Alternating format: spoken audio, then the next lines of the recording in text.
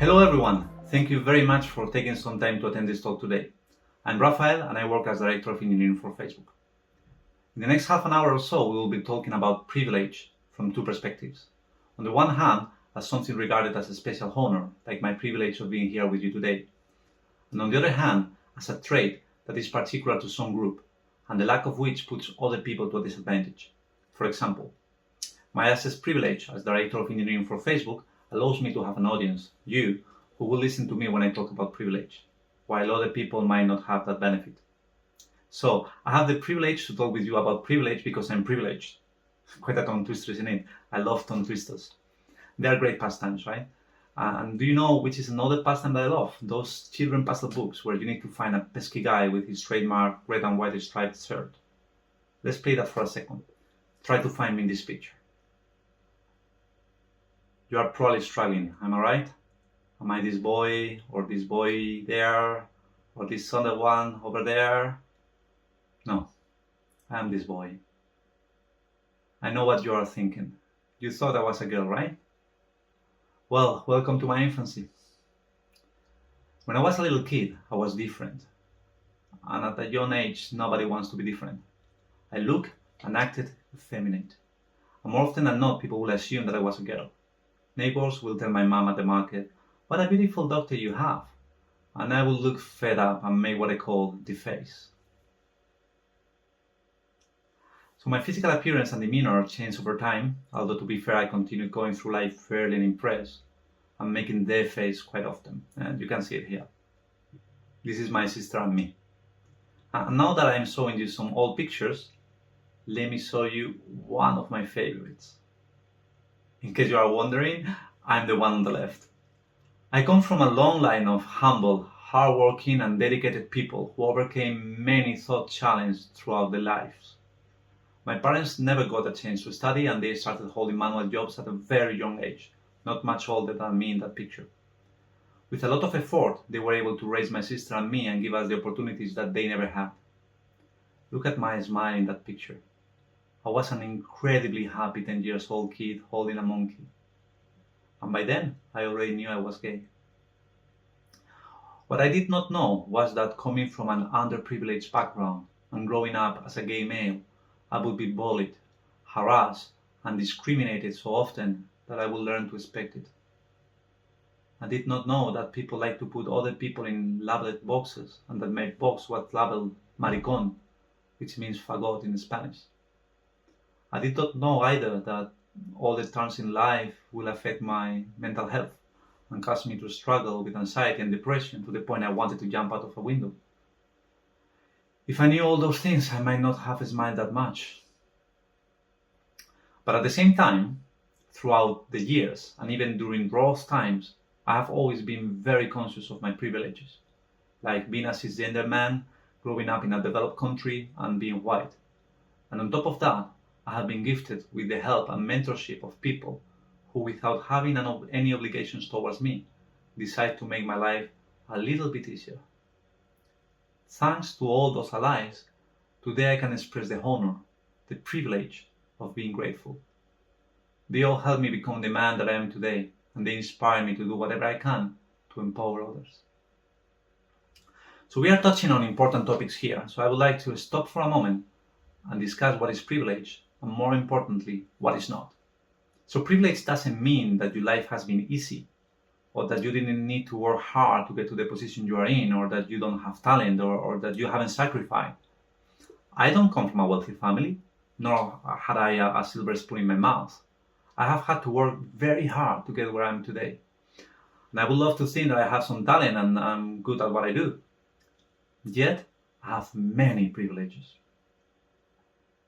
I have race privilege, which means that although my life hasn't been easy, it hasn't been more difficult because of my race. People won't make negative assumptions based on the color of my skin. My black friends, they get regularly stopped by the police in the evenings when they go back home after work, just because they are deemed to look out of place. I don't get stopped by the police just because of walking at night in a nice neighborhood. Moreover, as Peggy McIntosh notes in her famous article White Privilege, Unpacking the Invisible Knapsack, if I should need to move I can be fairly sure of renting or purchasing housing in an area which I can afford and which I would like to live in. And I can also be sure that my neighbors will be neutral or pleasant to me. My black colleagues, they cannot assume so. Another reason why I can wander at night is I am a man. And when it comes to work, I have many perks thanks to my gender privilege too. I don't need to think too much about my outfit in the mornings because absolutely nobody is going to make assumptions about my competence based on what I wear. I don't get constantly interrupted in meetings. Other men don't have the urge to paraphrase me to explain more clearly what I'm trying to say. People will give me the benefit of the doubt in regards to my qualification to speak. I don't need to constantly prove myself, and I can basically say whatever the fuck I want. Oh, I've said the F word. Yes, I have. And apparently, that's fine, because I'm a man. Transcripts of speeches containing exactly the same swear word were shown to participants of a study 20 or so years ago. Those that were told that the speaker was a woman rated swearing as aggressive and offensive much more than those who thought that the speaker was a man, who just thought that swearing added some color, dynamism to the speech. Emma Byrne, author of this amazing book, interviewed the conductor of the study, Robert O'Neill of Louisiana State University, and asked him what he thought might influence in the willingness to accept swearing in men but reject it in women. His answer? Men are expected to be aggressive, tough, self-reliant, always looking for sex, and most importantly, not effeminate. Most importantly, not effeminate. Remember earlier when I told you I was an effeminate kid? I grew up, and now I have the privilege of being straight passing. And while I'm constantly insecure that my hands' movements might give me away, I don't need to worry that I will get fired, like some of my friends have, with the argument that my calmness is making our clients uncomfortable. While I have worked in environments where I couldn't come out of the closet, and this made me feel insecure and isolated, at Facebook, I can just bring my true self to work. We can all probably agree that being a white, straight-passing gay man doesn't make me a better software engineer. But it's also true that my life and work haven't been any harder for being white or for being male or for being straight-passing. None of those characteristics are an earned disadvantage for me, while that is sometimes the case for people with the opposite traits. So the way my disadvantages and my privilege combine and overlap make up my intersectional identity, a term that was first coined in 1989 by the black feminist law professor and civil rights activist Kimberly Williams Crenshaw. This intersectionality will define the benefits that I will enjoy and the prejudice that I will face. Every one of us has walked a long and winding road to get to where we are today.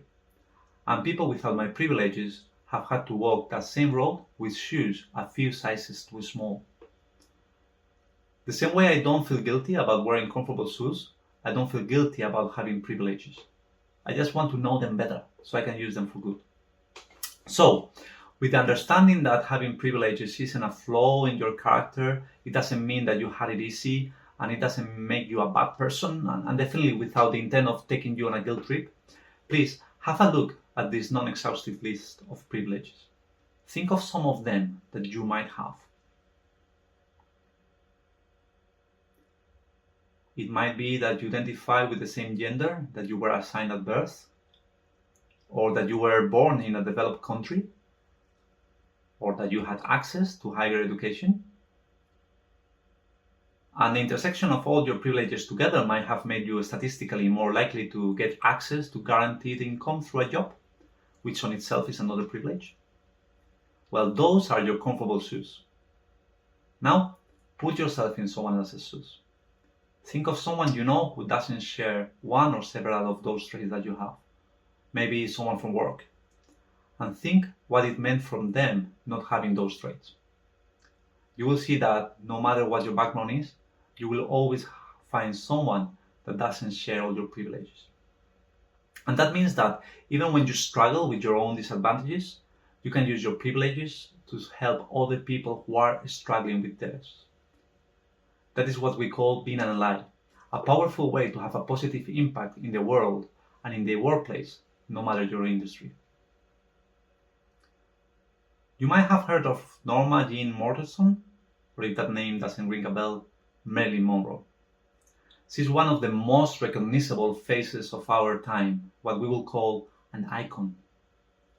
What you might not know is that she spent most of her childhood in foster homes, where she was sexually abused, or that she married at the young age of 15 to a physically and psychologically abusive man 9 years her senior, who ended up kidnapping their 2 children and running away, or that she developed a stutter that she had to overcome later in life, or that she was a factory worker during World War II.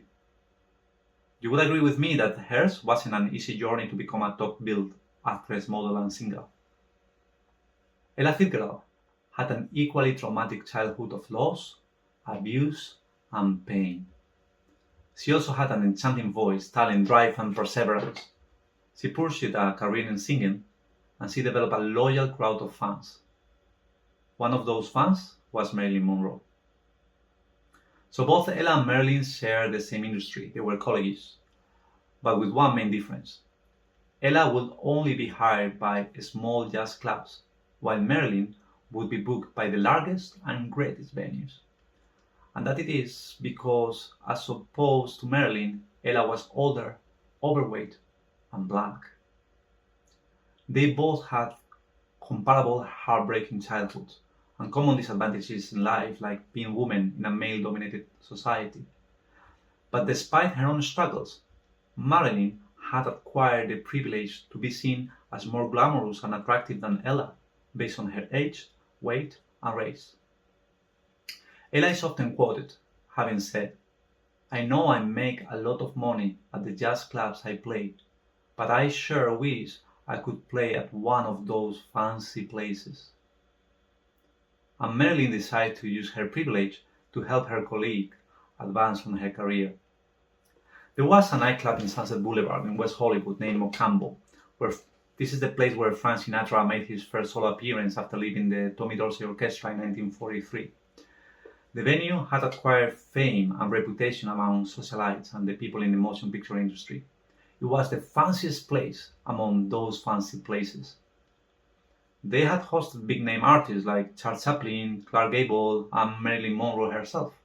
Yet, they wouldn't hire Ella Fitzgerald, as they thought she lacked the glamour necessary to attract the crowds and the press. So Marilyn contacted the owners of Mocambo and promised them that if they booked Ella for 1 week, she would go every night and sit in the first row to watch the show. They hired her, and Marilyn not only kept her promise of being there for every single performance, but she also showed up on the opening night with Frank Sinatra and Judy Garland. We can say that while Marilyn and friends put people in the seats, Ella made them sit up. And those who came attracted by the presence of the privilege stayed for Ella's wonderful voice and came back again and again and again. Her shows sold out, her contract got extended way past the first week, and her career trajectory was changed forever. So when reflecting on that event and on her friendship with Marilyn, Ella said, "After that, I never had to play a small jazz club again. She was an unusual woman, a little ahead of her times, and she didn't know it." And being an ally often requires being a little ahead of our times. So the same way Marilyn didn't wait for segregation laws to be abolished to give a boost to Ella's career, by using her privilege to give her access to better clubs, we should not wait for companies to develop diversity, equity, and inclusion strategies to advocate for our underprivileged colleagues. You can start today. And if you don't know where to start, that's good. You are exactly in the right place. I have the perfect piece of advice if you are looking for a great place to start. Don't be part of the problem. You might think, but I'm a good person. How can I be part of the problem? And that's the thing, that most harm is done by great people with their heart in the right place. Of course, When we work with so many people, it's statistically quite probable that there are a few assholes among us. But I would love to think that we are good at spotting them and showing them the way out. So that leaves us with good people and the damage that good people do. So let's talk about microaggressions in the workplace. Those are everyday actions, verbal and non-verbal, which sends messages that might have a negative impact on the person on the receiving end, who feels targeted just because of their intersectional identity. And as these microaggressions are often committed unknowingly by well-intentioned people, it might be tempting to dismiss them as forgivable and ignore that they are really expressions of systemic imbalances of privilege, just manifesting at the individual level. And they create insecurities on the affected person, who tend to second guess whether they are overreacting or being overly sensitive or petty. At Facebook, we have chosen to do something different. We try to create a working environment where people have the psychological safety to share their experiences. We give people a platform to report these microaggressions, and twice per year we publish a report where we list all the reported microaggressions properly anonymized, so we can discuss their impact and learn from them. So in 2021 we had a number of submissions. This is one of them. As you can see, there is a description of what happened, how the targeted person felt, and what an ally could have done in that situation. In this case, a woman was included in a meeting where a male coworker proceeded to explain to her something she's an expert in, using an aggressive tone. That made her feel patronized, undervalued, and uncomfortable, and she would have welcomed having someone in the meeting pointing to the bias on the spot. This kind of analysis helps us cultivate a culture of inclusion, where we raise awareness on microaggressions, so people deliberately work to avoid them and learn how to identify them and react to them when they happen. But we do not stop there. The report findings are reviewed by our executives and informs our diversity and inclusion action plans. We leverage them as examples for our diversity and inclusion related training for managers and individual contributors, including one specific course focused on how to be an ally, where these real experiences help build empathy and inspire action. So, to not be part of the problem, check your privilege and avoid committing microaggressions. And to be part of the solution, don't let microaggressions sleep when you notice them. Be an ally, a person who continuously stands up for others to proactively build inclusion at work. In our Be the Ally training at Facebook, we give attendees advice on how to interrupt harmful behaviors in the moment they occur. You have seen that in the previous example. We also introduce a framework to discuss exclusionary experiences after they have happened. I would love to show it to you today, as I think it can be a nice takeaway from this talk. We call it Point It Out, Check It Out, Work It Out. And you can use it for both talking to someone who needs an ally or giving feedback to an offender. First, point it out. To be an ally, you need to be able to notice the non-inclusive behavior and give a name to it. Watch out for clues in the way that other people behave when there are exclusionary behaviors going on. Look for people who change posture or avoid eye contact because they are feeling uncomfortable, changes in vocal tone. Notice the tension that others might be feeling or that you might be feeling. In our example, you might perceive an aggressive attitude toward your coworker, and that the interaction happens between a man and a woman, and that is making her feel uncomfortable, and that she's silent, and that other people are avoiding engaging in the conversation because they are feeling uncomfortable too. Then, after noticing it, try to name the behavior that you observed. In the previous example, you can say, "Oh, that's mansplaining." And once you notice and name what you have observed, you can decide who are you going to talk to afterwards, who is the target and who is the offender, and what are you going to say. For example, I noticed that you didn't participate when we were discussing a topic you are a subject matter expert in, could work for the affected person. And I noticed that you explained this topic while our subject matter expert was quiet during the meeting, might be valid to speak with a perceived offender. What is needed in the pointed out stage are observations. So, objectivity, not judgments. Then you follow to the check it out, the moment where you seek to clarify and understand the situation you have witnessed. So you can say, "Did I read that right?" Or ask, Is there something that I'm missing? Please bear in mind that different people can see what happened differently, or that you might have misread the situation, or that the targeted person might not want to be helped. But after the targeted person shares that they consider that something happened indeed, it comes what I believe is the most important part of the entire process. You validate their experience. You can express this in any way that you prefer. I normally say something along the lines of, I realize how difficult this is. You are not agreeing or disagreeing. You are not saying you understand. You are merely being present. If someone says that they experience exclusive behavior, let them know that they are not imagining it and that you are there to support them. Then try to understand with questions like, what was it like for you? Or what impact did it have on you? The acknowledgement and validation during the point it out and check it out stages, let the person know that you notice that something happened, that you care, and that you are there, present for them. Finally, it's time to work it out. Make yourself available in case the affected person needs support. You can say something like, I'm here to support you. How can I help? And let that be an opening for a conversation. So then you can go on problem solve together. That's 3 words, problem solve together. But one of them is more important than the others. Together. Facebook connects people. We know together we are stronger. We all have our different privileges, and we can use them to help other people overcome their disadvantages, with the belief that these other people will help us too. We spend 1/3 of our lives at work, and changes in behavior at the workplace, they are reflected outside of work too. So, do you want to change the world for the better? Then start by changing the way that we work. And be part of that change every hour of every day. I quote our very own Sheryl Sandberg when I say that we will have equality when women run half of our countries and companies and men run half our households. A single push, a nudge, a bump, that isn't enough.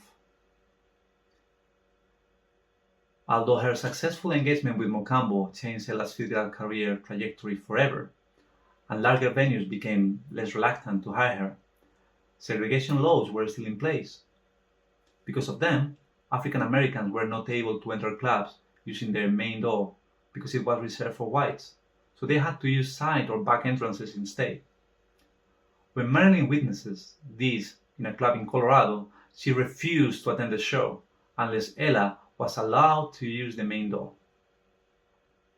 This made the club change their policies and inspire other clubs to do the same, and Marilyn and Ella could go through the front door together. Together.